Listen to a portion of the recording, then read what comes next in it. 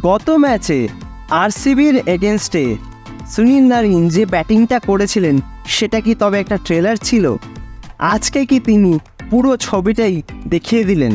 গত ম্যাচে তিনি যেখানে শেষ করেছিলেন, আজকে দিল্লি ক্যাপিটালসের বিপক্ষে ঠিক যেন সেখান থেকেই শুরু করলেন। মূলত তার ব্যাটিংয়ের উপর ভর করেই কিন্তু একটা দুর্দান্ত জয় পেল কলকাতা নাইট রাইডার্স।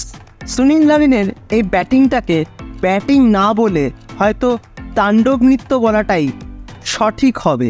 তিনি কিন্তু আজকে ব্যাট হাতে তাণ্ডব চালালেন দিল্লি ক্যাপিটালসের প্রত্যেকটি বোলারের ওপর।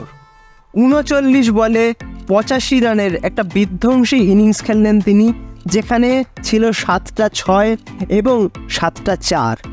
তবে এই যে ৮৫ রানের স্কোর তিনি আজকে করলেন, সেটা কিন্তু তিনি নাও করতে পারতেন যদি ঋষভ পান্ত সঠিক সময়ে রিভিউটা নিতে পারতেন। খুব সম্ভবত এক্স্যাক্টলি আমার মনে নেই, তবে ৩০ কি ৩২ রানের মাথায় সুনীল নারিনের কিন্তু একটা বল ব্যাটের কানায় লেগে ঋষভ পান্তের হাতে চলে যায়, কিন্তু কেউই বুঝতে পারেননি যে বলটা ব্যাটে লেগেছে, যার জন্য কিন্তু আম্পায়ারও আউট দেননি এবং ঋষভ পান্ত রিভিউ নেননি। যদি রিভিউটা নিতেন তাহলে কিন্তু ওই সময় সুনীল নারিন আউট হয়ে যায়। কিন্তু ওই যে কথায় আছে না, প্রাপ্ত সুযোগের সদ্ব্যবহার, সেই সুযোগটা পেয়ে কিন্তু কোনো রকম ভুলচুক করলেন না সুনীল নারিন। তবে নারিন কিন্তু একা নয়, আজ কিন্তু ভারতীয় ক্রিকেট আবারও হয়তো এক তরুণ প্রতিভার সন্ধান পেল। অঙ্কৃশ রঘুবংশী তিনি আজকেই কিন্তু আইপিএলে তার ডেবিউ করলেন এবং ডেবিউ ম্যাচে ৫৪ রানের দুর্দান্ত একটা ইনিংস খেললেন। কেকেআর ওপেনার সল্ট আউট হয়ে যাওয়ার পর তিনি এবং সুনীল নারিন মিলে যে পার্টনারশিপটা করলেন, সেখানেই কিন্তু ম্যাচটা দিল্লি ক্যাপিটালসের হাত থেকে কিছুটা হলেও বেরিয়ে গিয়েছিল এবং শেষে একটা বিশাল রানের লক্ষ্যমাত্রা দিল্লি ক্যাপিটালসের সামনে রাখতে সক্ষম হলো কলকাতা নাইট রাইডার্স।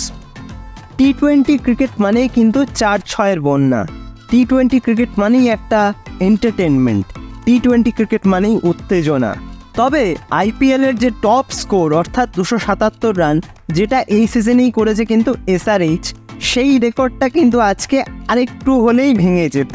আইপিএল মানেই যে বড় বড় ছক্কার মেলা, প্রচুর রান এক একটা ম্যাচে, সেই ধরনের আরও একটা ম্যাচ কিন্তু আজকে হয়ে গেল। শুধুমাত্র অঙ্কৃশ রঘুবংশী বা সুনীল নারিন নয়, শেষের দিকে এসে কিন্তু রিঙ্কু সিং এবং আন্দ্রে রাসেল দুজনেই কিন্তু নিজেদের স্বভাবসিদ্ধ খেলাটা খেললেন এবং যথাক্রমে ১৯ বলে ৪১ এবং ৮ বলে ২৬ রানের একটা অসাধারণ ফিনিশিং টাচ দিলেন। এবং ২৭২ রানের একটা বিশাল যে টার্গেট তারা দিল্লি ক্যাপিটালসের সামনে রেখেছিল, এত বড় একটা রান চেস করা যে দিল্লি ক্যাপিটালসের জন্য খুব একটা সহজ হবে না, সেটা প্রথম থেকেই বোঝা যাচ্ছিল। তবে আজকে যে পিচে খেলা হয়েছে বা কেকেআর ফার্স্ট ইনিংসে যেভাবে ব্যাট করেছে, তাতে মনে হচ্ছিল অন্তত হাড্ডাহাড্ডি একটা ম্যাচ হবে। কিন্তু কেকেআর বোলারদের দাপটে কিন্তু প্রথমেই বেশ কিছুটা ব্যাকফুটে চলে যায় দিল্লি ক্যাপিটালস। পরপর কিন্তু তারা পৃথ্বী শ, ডেভিড ওয়ার্নার, মিচেল মার্শ এবং পোরেলের উইকেট হারিয়ে বেশ চাপে পড়ে যায় এবং তারপরেই কিন্তু ব্যাট করতে নামেন ক্যাপ্টেন ঋষভ পান্ত এবং আরও এক মারকুটে ব্যাটসম্যান।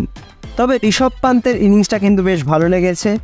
লাস্ট বেশ কয়েকটা ম্যাচে দুর্দান্ত পারফরমেন্স করছেন ঋষভ পান্ত। তিনি কিন্তু মারকুটে ব্যাটিংয়ের মাধ্যমে কিছুটা হলেও চেষ্টা করছিলেন, কিন্তু শেষ পর্যন্ত কিন্তু ১৬৬ রানেই থেমে যেতে হলো দিল্লি ক্যাপিটালসকে এবং প্রায় ১০০ রানের উপরে একটা বিশাল মার্জিন নিয়ে আজকে জয় পেল কলকাতা নাইট রাইডার্স, যার ফলে তাদের নেট রান রেটটাও কিন্তু অনেকটাই ভালো জায়গায় রইল এবং তারা কিন্তু টেবিল টপে এখন রয়েছে।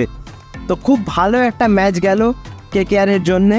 তবে যে পিচে দিল্লি ক্যাপিটালসের বোলাররা এত রান দিলেন, ঠিক সেই পিচেই কিন্তু কেকেআর বোলাররা বেশ ভালো বোলিং করলেন এবং সবচেয়ে বড় কথা যেটা, সেটা হচ্ছে মিচেল স্টার্ক, যিনি এই আইপিএলের সবচেয়ে দামি খেলোয়াড়, তার পারফরমেন্স কিন্তু লাস্ট কয়েকটা ম্যাচে একদমই আশানুরূপ ছিল না। তো তার কাছ থেকে একটা ভালো পারফরমেন্স কিন্তু আশা করছিল নাইট সমর্থকরা। তো আজকে কিন্তু ফাইনালি তিনি 2-2খানা উইকেট পেয়েছেন এবং ইম্প্যাক্ট প্লেয়ার হিসেবে নামা বৈভব অরোরা তিনিও কিন্তু আজকে 3টে উইকেট নিয়েছেন এবং বরুণ চক্রবর্তীও 3টে উইকেট নিয়েছেন। আর বাকি 2 উইকেট নিয়েছেন কিন্তু আন্দ্রে রাসেল এবং সুনীল নারিন। এই ধরনের পারফরমেন্স যদি তারা আগামী ম্যাচেও করতে থাকে, অর্থাৎ কলকাতা নাইট রাইডার্স, সেক্ষেত্রে কিন্তু আইপিএলের এই সিজনে বেশ ভালো জায়গায় নিজেদেরকে অবশ্যই নিয়ে যেতে পারবে কলকাতা নাইট রাইডার্স। তো আজকের ম্যাচটা তোমাদের কেমন লেগেছে অবশ্যই কিন্তু আমাকে কমেন্ট করে জানিও। ভিডিওটা ভালো লাগলে লাইক, কমেন্ট, শেয়ার এবং সাবস্ক্রাইব করতে অবশ্যই কিন্তু ভুলো না। তো আজকে তাহলে ভিডিওটা এখানেই শেষ করছি। দেখা হবে আবারও পরবর্তী ভিডিওতে নতুন কোনো দিন, নতুন কোনো সময়। তোমরা ভালো থেকো, সুস্থ থেকো।